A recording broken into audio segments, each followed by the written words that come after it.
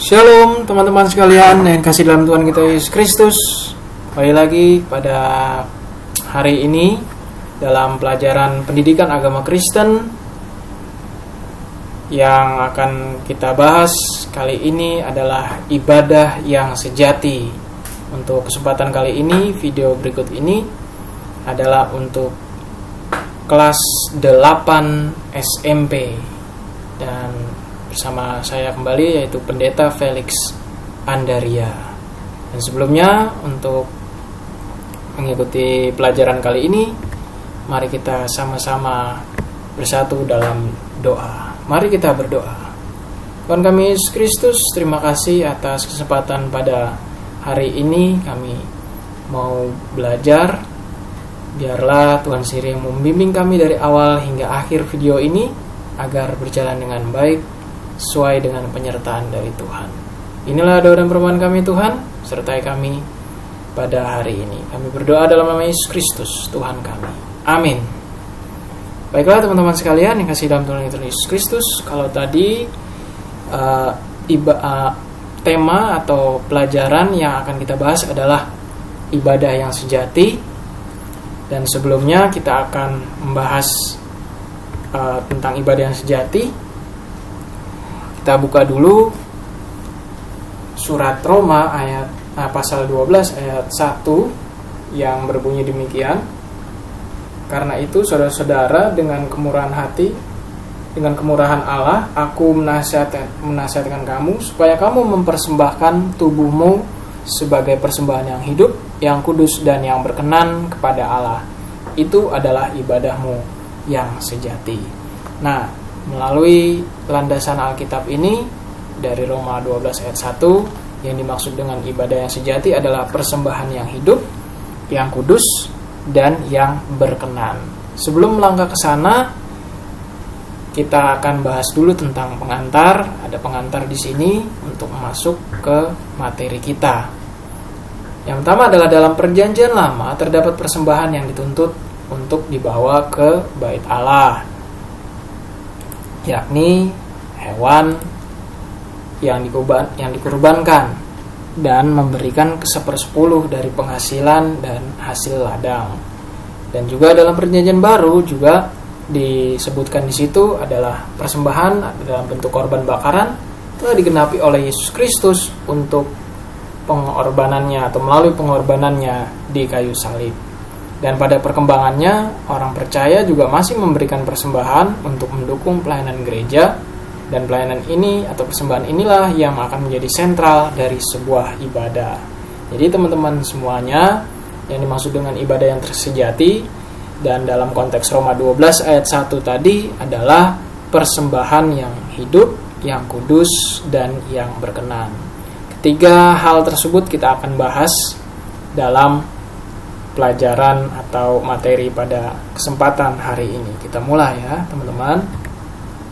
Yang pertama, persembahan yang hidup. Apa yang dimaksud dengan persembahan yang hidup? Yaitu Allah menghendaki orang percaya memberikan diri sebagai persembahan kepada Tuhan. Seluruh hidup kita adalah untuk Tuhan. Jadi teman-teman, yang namanya persembahan yang hidup adalah diri kita sendiri. Yaitu kita sebagai manusia adalah persembahan yang hidup bagi Allah. Artinya seluruh aktivitas, seluruh tingkah laku atau seluruh tindak tanduk kita dalam dunia ini itu adalah persembahan yang hidup yang akan kita sampaikan, kita persembahkan kepada Tuhan. Itulah yang dimaksud dengan hidup di sini adalah diri kita sendiri. Memberikan diri kepada sebagai persembahan yang hidup berarti menyerahkan tubuh dan jiwa hanya kepada Tuhan sebagai pelaku kebenaran. Hal ini menandakan bahwa kita siap untuk diubah oleh Tuhan menjadi pribadi yang lebih baik lagi. Jadi teman-teman, yang namanya persembahan yang hidup adalah kita menyerahkan tubuh dan jiwa kita seutuhnya kepada Tuhan. Untuk apa teman-teman? Untuk diubah oleh Tuhan menjadi pribadi yang lebih baik lagi. Untuk diubah. Di sini ada kata diubah. Kenapa diubah? Apakah kita sebelumnya berantakan, rusak ataupun bagaimana? Ya. kita sebagai manusia sudah rusak. Sudah rusak karena apa? Karena dosa. Dosalah yang merusak kita sebagai manusia. Oleh sebab itu kita harus persembahkan hidup kita ini untuk diperbaharui dan diubah oleh Tuhan sendiri menjadi pribadi yang lebih baik lagi. Itulah persembahan yang hidup yang dimaksud di sini. Jadi persembahan hidup adalah memberikan seluruh hidup ini untuk mengasihi Allah dan melayaninya serta bersedia menjadi rekan kerja Allah dengan menggunakan semua karunia yang ada. Jadi dengan kata lain, yang namanya persembahan yang hidup adalah persembahan yang harus kita berikan kepada Tuhan, yaitu tubuh dan jiwa kita, diri kita sendiri yang mau diubah oleh Tuhan menjadi pribadi yang lebih baik lagi. Semoga slide ini juga lebih jelas ya teman-teman ya, untuk membantu atau menolong teman-teman sekalian dalam memahami pelajaran dalam pendidikan agama Kristen. Yang namanya persembahan hidup sekali lagi adalah persembahan dari diri kita sendiri yang akan diberikan kepada Tuhan. Apakah kita mau memberikan tubuh dan jiwa kita pada Tuhan? Harus mau ya teman-teman ya, karena kita sudah komitmen menjadi pengikut Kristus, dan biarlah Tuhan sendiri, Tuhan Yesus sendiri yang mengubah diri kita. Lalu selanjutnya adalah persembahan yang kudus. Apa maksudnya persembahan yang kudus, teman-teman? Kekudusan merupakan syarat mutlak bagi persembahan untuk Tuhan. Allah hanya akan menerima persembahan yang kudus di hadapannya. Oleh sebab itu, kita sebagai orang percaya haruslah hidup kudus. Nah, kata kudus di sini merupakan kata kunci. Bagaimana perilaku kita? Apakah menyenangkan hati Tuhan? Atau masih belum? Atau masih jauh dalam kekudusan? Oleh sebab itu, dengan kita memahami materi ini, syarat mutlak bagi persembahan adalah kudus. Kita harus hidup kudus di dalam menjalani kehidupan kita. Kudus berarti tidak bercacat celah, tidak bernoda, dan sehat. Dan dalam hal ini dituntut untuk melakukan hidup kudus atau menjaga kekudusan hidup. Jadi kudus di sini tidak hanya secara fisik, tetapi juga secara spiritual. Sehat di sini secara fisik dan juga spiritual. Tidak bercacat ini juga secara spiritual. Tidak bernoda juga secara spiritual dan juga secara fisik. Jadi artinya tubuh jasmani kita dan tubuh dan kerohanian kita, jasmani dan kerohanian kita harus tidak bercacat dan harus sehat. Inilah yang dimaksud dengan persembahan yang kudus. Bagi pengikut Kristus, untuk hidup kudus kita harus tetap tinggal dalam Kristus, sebab melalui pengorbanannya di kayu salib kita dikuduskan oleh penebusannya dari dosa. Nah, kita sebagai pengikut Kristus ya sudah sewajibnya harus menyerahkan diri kita untuk tetap tinggal di dalam Kristus. Nah, ini sangat penting ya teman-teman. Jadi jangan sampai kita sebagai pengikut Kristus ada pengaruh dunia, kita meninggalkan Yesus. Wah, itu jangan sampai seperti itu ya. Kalau misalnya sudah meninggalkan Yesus, berarti kita sudah tidak kudus ya. Sudah tidak kudus. Kalau misalnya kita sudah meninggalkan Yesus, tidak tetap tinggal, sekali lagi teman-teman ya, kalau kita meninggalkan Yesus, tidak tetap tinggal di dalam Yesus, berarti kita tidak kudus. Nah, ini perlu digarisbawahi dan perlu dipahami secara baik dengan cermat ya teman-teman ya. Apabila kita tidak tinggal lagi dalam Kristus, kita tidak kudus. Dan konsekuensinya ketika kita tidak kudus, persembahan yang kita berikan juga tidak kudus. Karena yang namanya persembahan yang kudus adalah berdasarkan dari iman kita, iman percaya kita kepada Kristus. Yohanes atau Injil Yohanes pasal 15 ayat 4 sampai 5 menjelaskan bahwa ketika kita tinggal di dalam Kristus, kita akan berbuah di dalamnya. Jadi jangan takut ya teman-teman, kalau misalnya kita tinggal dalam Kristus, kita bukan hanya tinggal saja, tetapi kita juga berbuah. Jadi tidak hanya tinggal statis begitu ya teman-teman ya, tidak nggak ngapa-ngapain, tetapi kita juga selain kita tinggal di dalam Kristus, kita juga pastinya berbuah. Berbuah di sini maksudnya apa teman-teman? Kita bukan berbuah ada buah apa? Jambu, apel, jeruk, bukan ya. Tapi berbuah ini adalah menjadi berkat, menjadi berguna bagi orang-orang di sekitar kita, menjadi garam dan terang seperti Tuhan Yesus sendiri katakan ya. Berbuah di sini adalah menjadi yang berguna untuk masyarakat, berguna untuk gereja, berguna untuk sekolah dan lain sebagainya, berguna untuk keluarga kita juga ya teman-teman ya. Maksudnya di situ adalah demikian. Jadi Injil Yohanes pasal 15 ayat 4 sampai 5 ketika kita baca, yaitu dalam perikop Yesus adalah pokok anggur gitu ya. Pokok anggur yang benar menjelaskan bahwa ketika kita tinggal dalam pokok anggur, kita pastinya akan berbuah. Nah, itulah keunikan ketika kita menjadi kepunyaan Kristus. Pastinya kita akan terus berbuah ketika kita dengan setia tinggal di dalam Yesus. Selanjutnya teman-teman, yaitu adalah persembahan yang berkenan.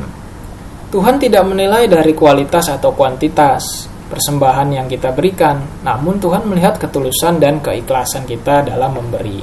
Jadi ketika kita melakukan memberikan persembahan, kita harus tulus dan ikhlas ya teman-teman ya. Jadi jangan sampai kita memberikan persembahan itu dari kualitasnya aja atau dari kuantitasnya saja, tetapi dalam hati kita tidak ikhlas. Jadi kalau yang namanya memberikan persembahan dari diri kita sendiri ini, ya harus dengan ketulusan dan keikhlasan. Jangan sampai hanya mementingkan kualitas dan kuantitas saja kita memberikan persembahan. Itu tidak seperti demikian ya teman-teman. Lalu Allah tidak menghendaki korban persembahan yang diberikan dalam kemunafikan atau menginginkan sesuatu dari persembahan kita, dalam artian menyogok Tuhan. Nah, ini juga jangan sampai terjadi ya teman-teman ya. Ketika kita melakukan atau memberikan persembahan, yang kita motivasikan adalah yang kita mempunyai motif, yaitu untuk menyogok Tuhan. Wah, saya harus memberikan sesuatu nih bagi Tuhan supaya saya bisa naik kelas, misalnya begitu. Atau saya harus memberikan diri saya ini kepada Tuhan untuk melayani di gereja supaya nanti saya dapat nilai yang bagus dalam ujian. Tidak seperti itu ya teman-teman ya. Namanya memberi persembahan atau memberikan diri sebagai persembahan, yaitu adalah yang tadi ya, tulus dan ikhlas, bukan menghendaki persembahan yang munafik atau menginginkan sesuatu ya. Ini harus dihindari ya teman-teman ya, kemunafikan ya. Karena kita dalam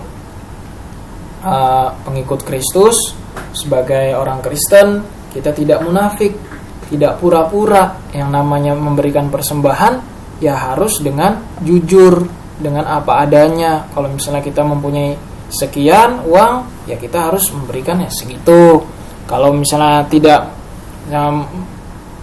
memberikan lebih sedikit, ya tidak masalah. Yang penting tidak juga mengada-ngada begitu ya teman-teman ya. Ada uang, misalnya ada uang 50.000 misalnya, tapi kita ngasih ke Tuhan hanya 10.000, ya itu mengada-ngada ya teman-teman ya. Yang pastinya tidak seperti itu. Harus jujur, apa yang kita punya ya itulah yang kita kasih. Seperti tadi ya, namanya persembahan yang hidup dan yang kudus, dan juga yang ini sekarang yang berkenan. Jadi yang berkenan artinya tidak munafik. Kita memberikan persembahan bukan karena ada sesuatu yang kita mau dapatkan dari Tuhan, tetapi memang dengan kerelaan hati, dengan sungguh-sungguh. Allah hanya menghendaki ibadah yang kudus, yang tulus dan segenap hati. Melalui persembahan itulah kita semakin mendekatkan diri kepada Tuhan, sebab Dialah yang memelihara kita di dunia ini.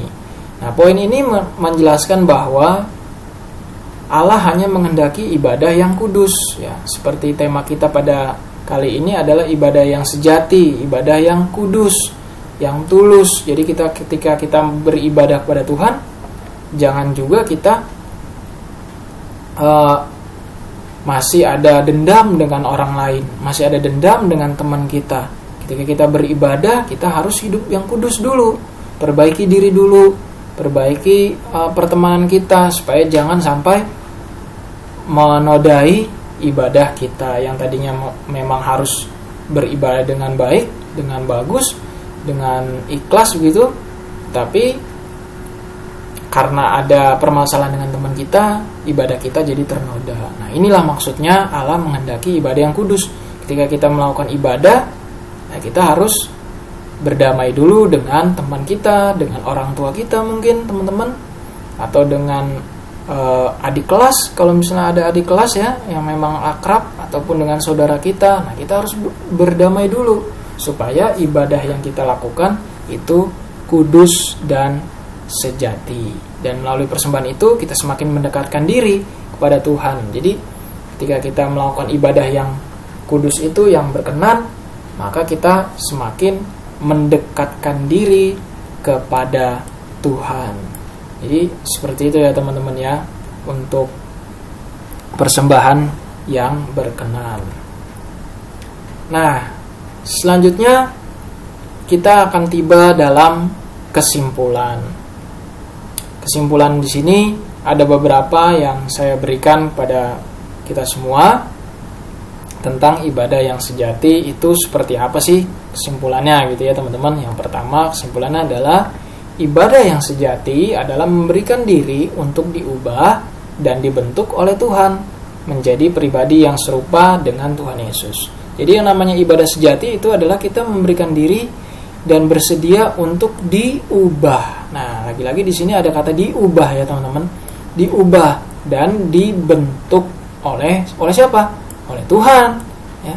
Yang membentuk oleh Tuhan, yang membentuk dan mengubah adalah Tuhan sendiri, yang menjadi pribadi dan yang nantinya akan menjadi pribadi yang serupa dengan Yesus. Jadi artinya melalui ibadah sejati ini kita harus berani untuk mengubah diri, berani untuk membentuk diri ke arah yang lebih baik sesuai dengan penyertaan atau sesuai dengan kehidupan Tuhan Yesus sendiri. Apakah teman-teman mau diubah dan dibentuk seperti Tuhan Yesus? Pasti mau ya. Siapa yang tidak mau ya seperti Tuhan Yesus ya? Artinya yang namanya kita berubah perlu juga namanya proses. Nah, yang namanya proses pastinya tidak cepat. Ada waktu yang ditentukan. Maka itu kita harus sabar, kita harus tabah untuk menjalani proses itu, menjalani perubahan yang Tuhan lakukan dalam kehidupan kita. Lalu kesimpulan yang kedua adalah ibadah yang sejati berasal dari hati paling dalam dan tidak munafik atau ada maunya.